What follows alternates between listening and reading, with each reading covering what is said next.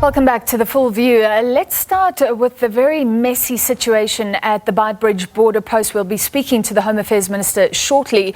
What we can tell you is that traffic congestion outside the Beitbridge border post into Zimbabwe has reached Musina, which is about 14 kilometers away from the border post.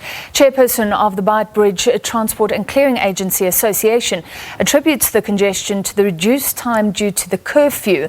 And of course, there's concerns about COVID-19 regulations as well. The Zimbabwean side of the border closes at 6 p.m. due to the curfew, forcing travellers to spend hours waiting and sleeping in their vehicles, waiting for the border to open the following day. Traffic officers have their hands full trying to control traffic on the N1. Travellers who already have had their negative tests for COVID-19 and spent days in their vehicles have expressed their frustration.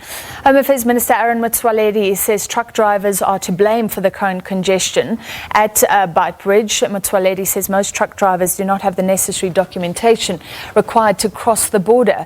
Meanwhile, a woman died while waiting to cross that border in the traffic queue yesterday. So Christmas usually does see people crisscrossing South Africa's borders to get back home or home, but the second wave of COVID-19 has added huge complications, and the situation at that border post has been described as a crisis. You heard of that woman dying in the long queue, concerns about the situation in Musina and on the Zimbabwean side. To discuss, we're joined by the Minister of Home Affairs, Dr. Motsoaledi. Minister, thank you for being with us. So let's start with the border. Is it true that these delays on either side, on the Zimbabwean side, lasting for days, that there have been robberies, that there's no ablution facilities, that people are mingling in the roads? It sounds like a mess, Minister.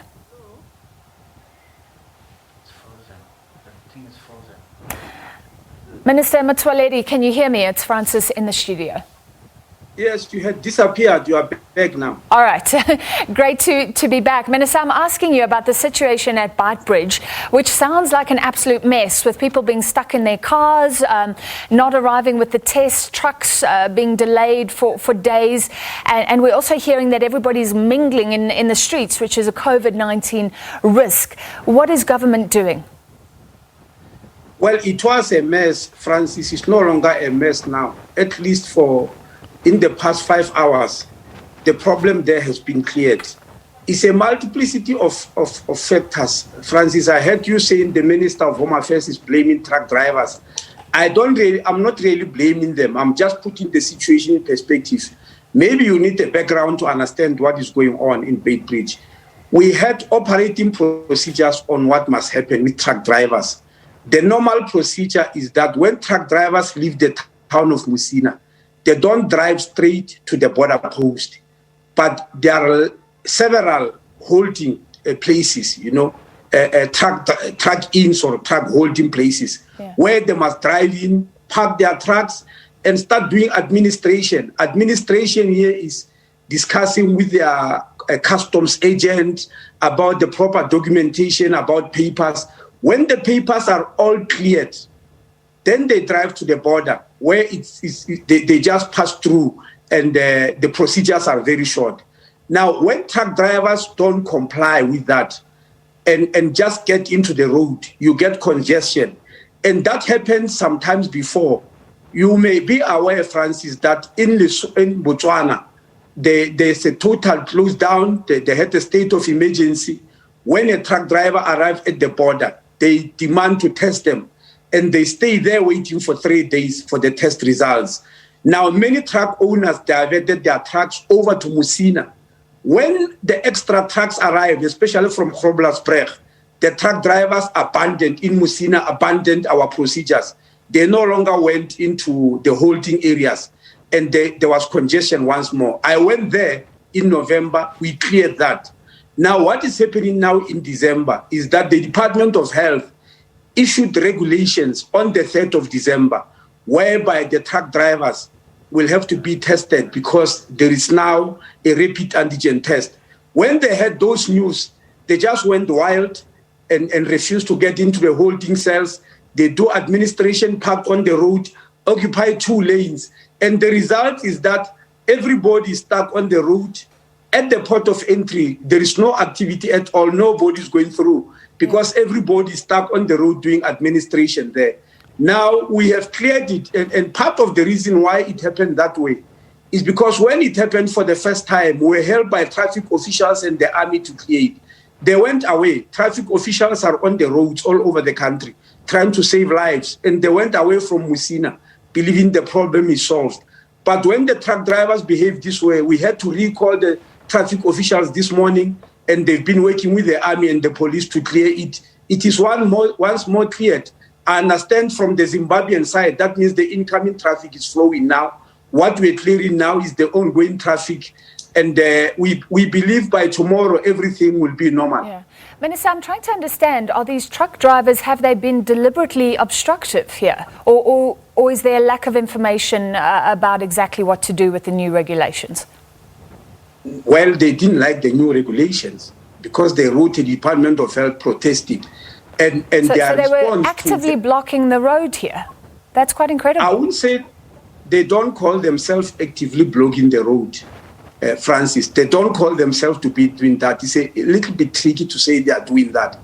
The normal thing they do for there to be no congestion is to move from Musina into a holding area where they do administration in the holding area. Only when the administration is cleared, then you drive to the border, then there won't be congestion. What they are doing now, they won't say they are blocking. They are doing administration in the middle of the road. That means they no longer do it in the holding area. They drive right into the middle of the road and occupy 2 lanes and start doing administration there. Now you can imagine, Francis, let's say I'm truck number 30 in the lane and my administration is completed, but truck number 28, 20, 29, 28 backwards are in front of me and they've not been cleared. Then I can't pass, even if my administration is completed. I can't pass because they are blocking. So they won't call it blocking, but the effect of it is that it's blocking if they don't move into the holding area. So what the traffic officials and the army is doing is to push them into the holding area so that they do administration there, then there's free flow on the roads. Minister, I think this is very welcome news, what you're saying, that the huge blockages have been cleared, those trucks are being dealt with. But there have been other claims that people are just in cars and the queues are so long, you know, they have to get a COVID-19 negative test within 72 hours. But the time they get to the border, it's expired. Then they have to test. Then they have to wait for hours. Nobody's allowed to leave while that testing is done. Apparently only one testing station. Are those other things dealt with now as well? Well, Francis, when the truck drivers behave like this, it affects everybody. But for the ordinary people, if you come with a COVID-19 certificate, which you have already obtained less than 72 hours, you go through. Those who don't have to do a rapid COVID-19 test, which is done there and it takes 15 minutes. That is what the truck drivers are also protesting against. And on that score, I sort of agree with them because 15 minutes for 1,000 trucks is very long. If everybody who's there has to wait for 15 minutes, when you get a large number of people, that 15 minutes is too long. Yeah. So what we are doing is that for the truck drivers, and I've already discussed with the Minister of Health, we should not be forcing them into this. They should go to their companies, get a COVID-19 test, which for them is done once a month, and they go past because they pass the border many times. Then the only people that will be left where we need the rapid antigen test will be the people in private cars or pedestrians who do not come with a COVID-19 test. If you come with a COVID-19 test, then it will be very easy to process you. Some go there believing that will just let them through. We're not going to do that. We need that COVID-19 test, and it's better if you do it before you come to the border. If you come to the border without it, we'll have to subject you to the antigen test. All right, Minister, thank you for clearing that up. We'll monitor the situation in Musina and on the Zimbabwean side. In other news, there's been some alarm about this new variant found in South Africa, about the numbers of infections that we're seeing. Even though we opened up to allow tourists, countries are now not accepting travellers from South Africa. And I can tell you, AFP news agency just saying that the UK is placing immediate restrictions on travel from South Africa. What are you seeing in terms of the volumes of people coming in and out? I mean, are South Africans just being blocked left, right and centre at the moment? Is she asking me? I thought it's finished with me.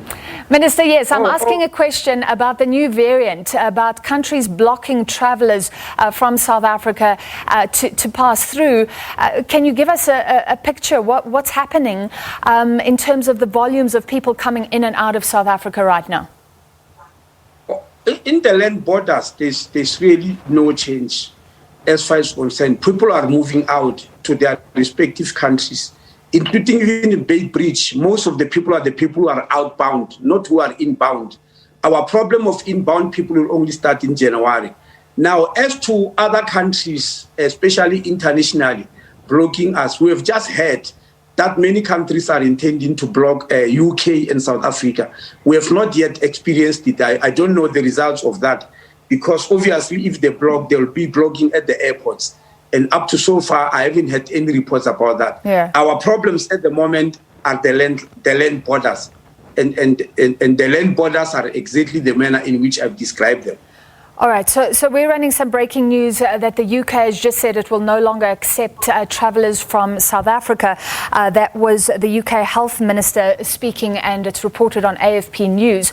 Minister, are we as South Africa going to put in any new restrictions here, any new measures, maybe on a country such as the UK? Are we planning anything like that? Well, I'll have to hear from the Ministry of Health, Francis, because we don't make such regulations in the Department of Home Affairs alone. We hear from the Ministry of Health that we can't allow people from this country. Then we pass the regulations accordingly. Up to so far, our health ministry has not instructed us to do anything other than what we are doing. At the moment, the regulations that they've been passed was that the borders, the airports, and the seaports are open for everybody as long as they produce a COVID-19 certificate. We have not been told any other thing by the ministry. Perhaps they will inform us. And it's quite an irony that is the UK that says they are blocking people from South Africa, because all over the world they say this variant is in South Africa and the UK. So both us and them are suffering the same problem. But I guess the law the decision they've taken is their own. We'll have to see what our own decision is in terms of people from the UK. All right, thank you very much for your time tonight, Minister, and we'll bring you more information as soon as we can on what the UK has announced. That was the Minister of Home Affairs, Dr. Motsoaledi.